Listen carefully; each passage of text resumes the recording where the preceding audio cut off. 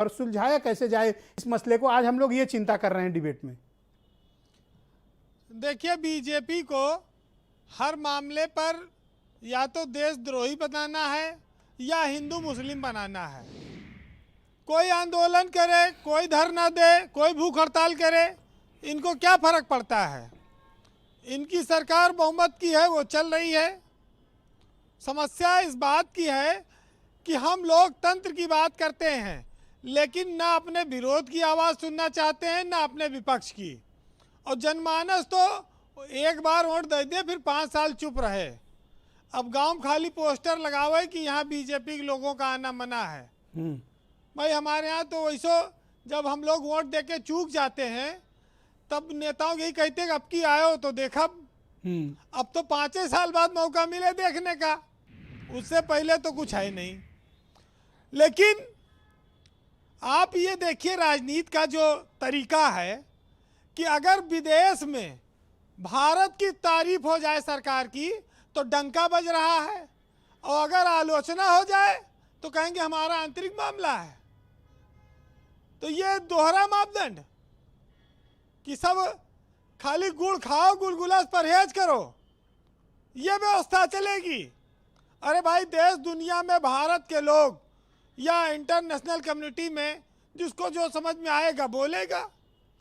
जब ये जाके बोल सकते हैं कि अब की बार ट्रंप सरकार, तो अगर ट्रंप के हाथ कोई बोल दिया तो क्या समस्या है। ये तो कील कांटा सब लगा हुआ है, कील बिछाने के लिए सरहद है, बाड़ लगाने के लिए कि दिल्ली बनी हुई है। लोग कोई पूछे, कहते हैं साहब कि मीडिया का एक बार कहता है कि ये लोग उपद्रवी हैं, ये लोग खालिस्तानी हैं। इस देश का 99% सिख खालिस्तान नहीं चाहता। इस देश का मीडिया है जो जबरदस्ती उसे खालिस्तानी बता रहा है, और किसके इशारे पर बता रहा है ये भी जान लीजिए। ये सब बातें लोगों की समझ में आ रही हैं। अब अगर आंदोलन लंबा चला तो राजनीतिक दलों के भी समझ में आ जाएगी। कहाँ जाएंगे आप, हम सब उसी तरह से हैं। अच्छा, हरनाम सिंह आज स्वीकार लिए कि वो बीजेपी को वोट दिए हैं? बहुत दिन से मिस्ट्री थी, आज खुलासा हो गया। हरनाम सिंह जैसे जितने लोग इस डिबेट में बैठे हैं, बहुत सारे लोगों ने वोट दिया होगा जी, और बहुत सारे जो करोड़ों लोग सुन रहे हैं वो भी वोट दिए होंगे। अब आज हाथ उठवाया जाए तो पता नहीं आगे देंगे कि नहीं देंगे, अब तो मुश्किल है। भाई देखिए, भारत में एक व्यवस्था रही है कि जब सरकारें लगातार जीतने लगती हैं तो उनको ये भ्रम रहता है कि अब हमारा कुछ बिगड़ने वाला नहीं है, लोग चाहे जितना चिल्लाएं। जैसे ये तय है ब्रजेश जी कि जब कोई महिला घर में काम करते करते थक जाती है तो ये समझ लो कि उस घर में या तो पति की या तो उसके बच्चों की सामत आने वाली है, किसी एक पे वो गुस्सा निकालेगी। वैसे इस देश में सरकारें हैं कि जब वो चलते चलते थक जाती हैं तो वो आंदोलन या कोई ना कोई सामत जनता के ले आती हैं, और फिर हल्ला मचता है, फिर कुछ दिन लोग बजे रहते हैं। तो आप कुछ सुझाव दीजिए कि कैसे मामला खत्म कराया जाए। आज स्वेटर वैसे आपने बड़ा तगड़ा निकाला है। देखिए, सुझाव कुछ नहीं है, सुझाव सरकार को का है, उसको समाधान करना है। हम लोगों को खाली बहस करनी है, बात बतानी है। अच्छा, ओके। हाँ, क्योंकि हमारे पास इससे ज़्यादा जन जागरण के अलावा और कोई व्यवस्था नहीं है। भाई डीजल बढ़े, पेट्रोल बढ़े, किसान के गोभी 1 रुपया किलो, आज पीलीभीत में 1 टाली गोभी सड़क पे फेंक के चला गया। तो इस पर सब पर हम लोग चर्चा करेंगे।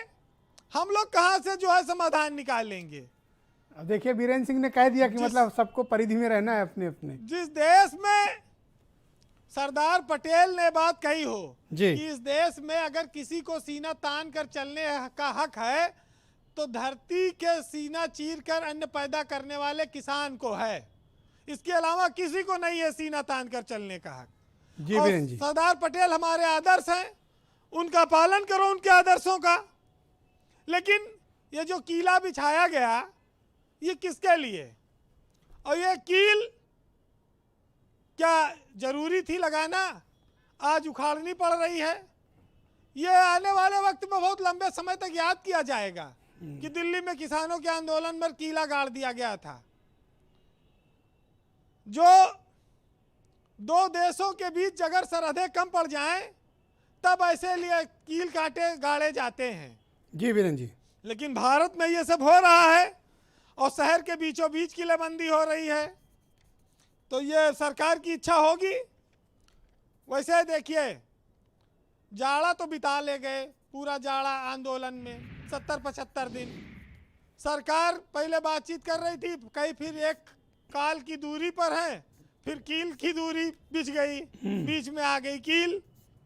अब ये अंधेरा घना है, अब ये देखिए इसका रास्ता क्या निकलता है। बहरहाल जो लोग आंदोलन में हैं, इस देश में किसान सबसे बड़ा है और उसके लिए हमको हमेशा उसके साथ खड़ा रहना पड़ेगा। कि माना कि अंधेरा घना है पर एक दीप जलाना कहाँ मना है, और मिट जाएगा ये तमस भी एक दिन, बस हौसला रखना, सामने जमाना खड़ा है। जी बहुत बहुत शुक्रिया वीरेंद्र जी, आपका बहुत बहुत धन्यवाद। हीरो वाजपेयी जी के पास चलते हैं, भारतीय जनता पार्टी के प्रवक्ता हीरो वाजपेयी जी। जिस प्रकार